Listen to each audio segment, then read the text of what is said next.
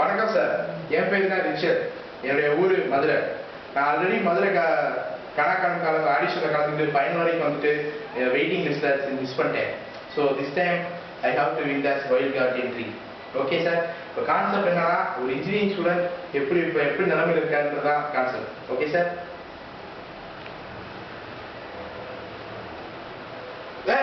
பாபுல நான் பார்த்துக்கணும், நீ போவோம் பாபுல பாபுல நீ போவாங்க நீ போவாங்க பாபுல நான் பார்த்துக்கிறேன்.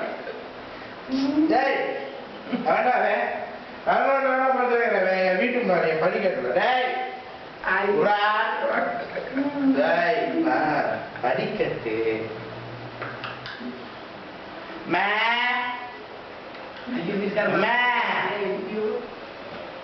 அதாவது என்னடா இருபது வீட்டுல வச்சுக்கீங்க? யாருது? அப்பா அடிக்கலாம்ப்பா, ஐயப்பா சாரிப்பா,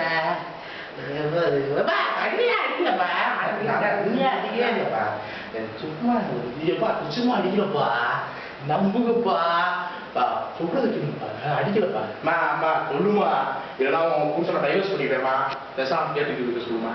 அப்பா அடிக்கலப்பா, வேணாப்பா, கையோப்பா அடிக்காப்பா, வேணாப்பா சொல்றீங்க, சொல்லிட்டே இருக்கேன். சும்மா இருப்பா, சொல்றீங்கப்பா,